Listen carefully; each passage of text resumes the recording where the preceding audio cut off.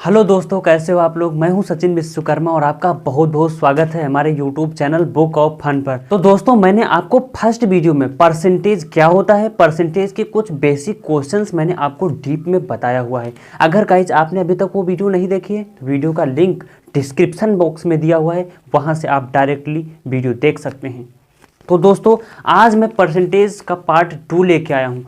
इस पार्ट में मैं दोस्तों आपको ये बताने वाला हूँ कि परसेंटेज के किस तरीके के सवाल आजकल हमारे कंपटीशन में पूछे जा रहे हैं, कितने टाइप के सवाल बन सकते हैं जिनको हम अलग अलग कैटेगरी वाइज समझ के परसेंटेज को आसानी से समझ सकते हैं।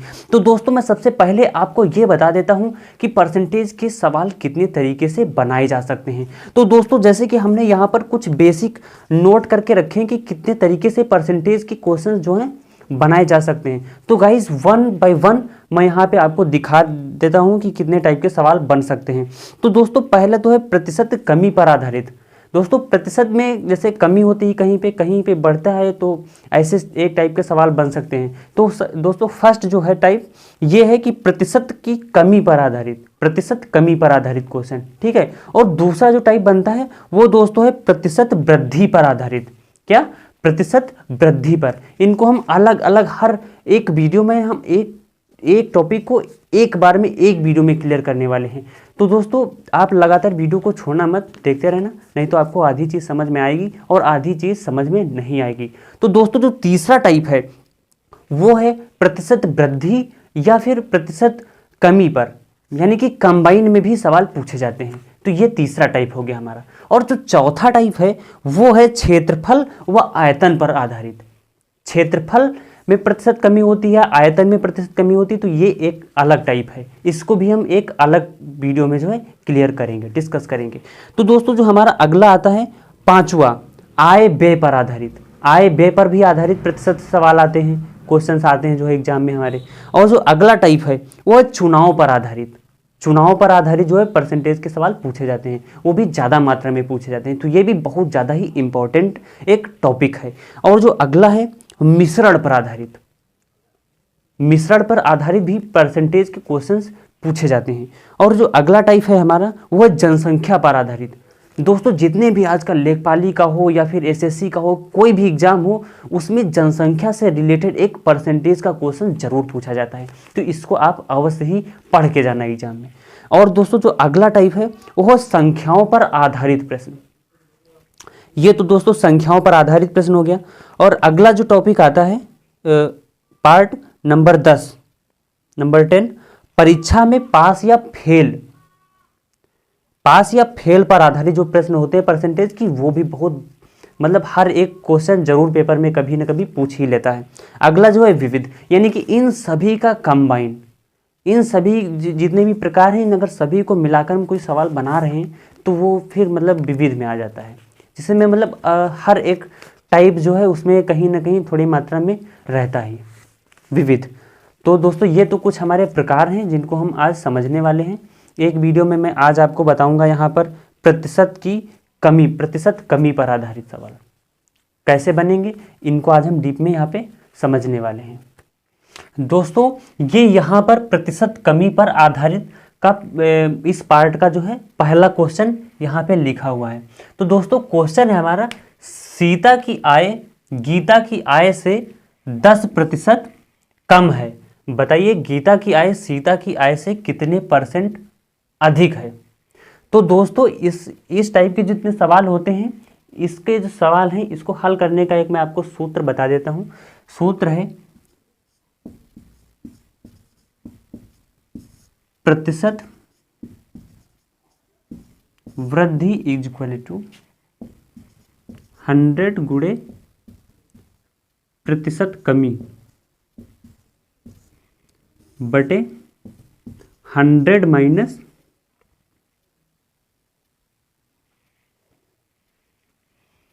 प्रतिशत कमी। तो अब दोस्तों, ये जो सूत्र है इसको आप कहीं पे नोट करके लिख लेना, नहीं तो आप फिर भूल जाओगे इसे। अब दोस्तों, इस सवाल में जो है सीता की आय गीता की आय से 10% कम है। कितनी कम है? तो 10% कम है। इसका मतलब क्या हुआ कि जो कमी है वो कमी कितने की है? 10% की। फिर बताया गया है बताइए गीता की आय सीता की आय से कितने % अधिक है। तो यानी कि आपको ज्ञात क्या करना है? प्रतिशत वृद्धि। प्रतिशत वृद्धि जो है आपको ज्ञात करना है। तो अब दोस्तों यहाँ पे लिखिए प्रतिशत वृद्धि इज इक्वल टू कितना है? 100। सूत्र में देखो ध्यान से 100। तो 100 मल्टीप्लाई बाई विद प्रतिशत कमी कितनी है? 10% कम है, यानी कि यहाँ पर 10 बटे 100 माइनस कितने % की कमी है? 10% की। तो यहाँ पर लिख देंगे 10। अब इसको सॉल्व कर लो। 100 गुणे 10 1000 बटे, अब देखो 100 में से 10 जाएगा कितना बचेगा? 90 बचेगा। 1 0 से 1 0 कैंसिल, 100/9। इसको काटेंगे कितना आएगा? 9 एकम 9, 1 बचेगा, फिर 9 एकम 9, फिर 1 बचेगा, तो 1/9%। दोस्तों ये हमारा जो है इस क्वेश्चन का आंसर हो गया। तो दोस्तों ऐसे सवाल बहुत ज़्यादा आसान है। इसको अभी तो सूत्र बेस बता रहा हूँ, फिर इसको आगे ट्रिक के माध्यम से कैसे लगाएंगे ये भी बताएंगे, इसलिए वीडियो को पूरा देखना। ये रहा दोस्तों दूसरा क्वेश्चन। इस क्वेश्चन में दोस्तों लिखा हुआ है चीनी का मूल्य 20% घट गया, ज्ञात कीजिए कि उपभोक्ता पहले जितने व्यय में कितने % अधिक चीनी प्राप्त करेगा। तो दोस्तों इस सवाल में जो मूल्य है हमारा कितना % घटा हुआ है। तो दोस्तों इस क्वेश्चन में यहाँ पे देखिए लिखा हुआ है 20% जो है मूल्य घट गया है। तो यानी कि हमारी जो प्रतिशत कमी है, प्रतिशत कमी वो कितनी की है? यहाँ पर 20% की। अब दोस्तों यहाँ पे ज्ञात क्या करना है हमें? अधिक, मतलब कि व्यय में कितने % अधिक चीनी प्राप्त करेगा। तो अब दोस्तों यानी कि हमें प्रतिशत वृद्धि निकालनी है, चीनी मतलब कितने % अधिक प्राप्त कर लेगा। तो इसमें यहाँ पे हम लिखेंगे प्रतिशत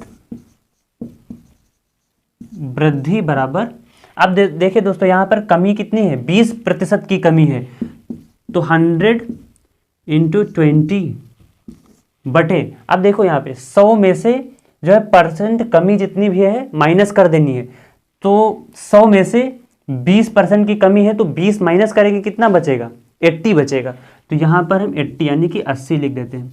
अब दोस्तों 0 से 1 0 कैंसिल, 2 से 8 को काटेंगे तो 4 बार में जाएगा, और 4 से 100 को काटेंगे कितने में जाएगा? 4 दूनी 8 और 4 पंचे 20, यानी कि दोस्तों यहाँ पर पूरी 25% की वृद्धि होगी। यही दोस्तों हमारे इस सवाल का आंसर हो गया। दोस्तों ये है प्रतिशत कमी पर आधारित तीसरा प्रश्न। इस प्रश्न में दोस्तों पूछा गया है कि एक पुस्तक का अंकित मूल्य क्रय मूल्य से 20% कम है, बताइए उसे कितने % अधिक में बेचा जाए कि ना लाभ हो और ना ही हानि हो। समझो दोस्तों, इसमें पूछा है कि एक पुस्तक का अंकित मूल्य क्रय मूल्य से 20% कम है, बताइए उसे कितने % अधिक में बेचा जाए कि ना तो लाभ ही हो और ना ही हानि हो। तो दोस्तों यहां पर कितने % की जो है कमी दी गई है? तो यहां पे दोस्तों प्रतिशत कमी 20% दी गई है। अब दोस्तों तुम्हें एक टाइप से अगर इसमें भी देखा जाए तो हमें प्रतिशत वृद्धि ही तो ज्ञात करनी है। तो आप दोस्तों यहां पर लिखते हैं कि प्रतिशत वृद्धि इज इक्वल टू 100 गुणे प्रतिशत कमी कितनी है? 20 बटे 100 माइनस प्रतिशत कमी 20। 100 गुणे 20 बटे 100 में से 20 जाएगा, कितना बचेगा? 80। 1 0 से 1 0 कैंसिल, 2 से 8 को काटेंगे तो 4 बार में जाएगा, और 100 को 4 से काटेंगे तो 25 बार में। तो दोस्तों यहाँ पर प्रतिशत वृद्धि कितने की आएगी? यहाँ पर लिखते हैं प्रतिशत वृद्धि बराबर 25%। दोस्तों इस सवाल का आंसर कितना आया? 25%। तो दोस्तों ये है प्रतिशत कमी पर आधारित चौथा प्रश्न। इस प्रश्न में पूछा गया है कि रहीम की ऊंचाई करीम की ऊंचाई से 50% कम थी। क्या बोला है? कि रहीम की ऊंचाई करीम की ऊंचाई से 50% कम थी। ज्ञात कीजिए कि करीम रहीम से कितने परसेंट अधिक ऊंचा है। क्या ज्ञात करना है? कि करीम रहीम से कितने परसेंट ऊंचा है, यानी कि इसमें भी जो है प्रतिशत वृद्धि ही पूछा है। क्या पूछा है? प्रतिशत वृद्धि। तो दोस्तों सबसे पहले हम प्रतिशत कमी इसमें ज्ञात करते हैं। क्वेश्चन में कितनी दी गई है?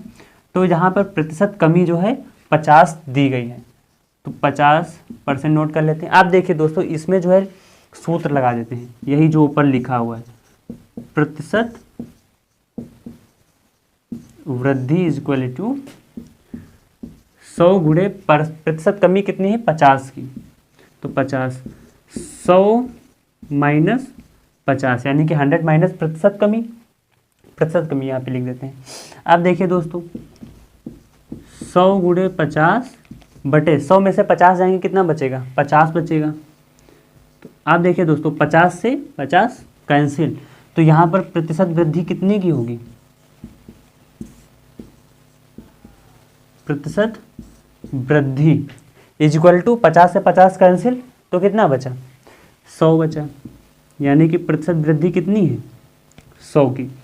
तो दोस्तों इस सवाल का फाइनली कितना आंसर आ गया? 100। यानी कि दोस्तों जो है इसमें करीम रहीम से 100% ऊंचा होगा। कितना? 100%। आई होप दोस्तों ये सवाल आपको आसानी से समझ में आ गया होगा। चलते हैं अगले सवाल की तरफ। तो दोस्तों ये जो है प्रतिशत कमी पर आधारित 5वां क्वेश्चन है। इस क्वेश्चन में दोस्तों पूछा गया है कि दो राशियों के गुणनफल में एक राशि 30% कम हो गई। कि दो राशियों के गुणनफल में एक राशि 30% कम हो गई, दूसरी राशि को कितने प्रतिशत बढ़ाया जाए ताकि गुणनफल शुद्ध शुद्ध प्राप्त हो। क्या है दोस्तों? गुणनफल जो है वो शुद्ध शुद्ध प्राप्त हो। तो दोस्तों इसमें जो है प्रतिशत कमी कितनी दी गई है? प्रतिशत कमी 30% की। अब दोस्तों इसमें ज्ञात क्या करना है कि दूसरी राशि को कितने प्रतिशत बढ़ाया जाए, यानी कि जो है इसमें भी हमें प्रतिशत वृद्धि जो है ज्ञात करनी है। प्रतिशत वृद्धि ज्ञात करनी। तो दोस्तों सिंपल, इसमें भी यही सूत्र जो है हम लगा देते हैं, यही वाला। तो दोस्तों इसमें लिखते हैं हम प्रतिशत वृद्धि इज इक्वल टू 100 गुणे कितने परसेंट की कमी? 30% की, तो 30 बटे 100 माइनस प्रतिशत कमी, तो 100 माइनस प्रतिशत कमी कितने की है? 30 की। तो 100 गुणे 30 अपॉन 100 में से 30 माइनस करेंगे, कितना बचेगा? 70। एक जीरो से एक जीरो कैंसिल, 100 की 3 से गुणा कराएंगे तो आएगा यहाँ पर 300 बटे 7।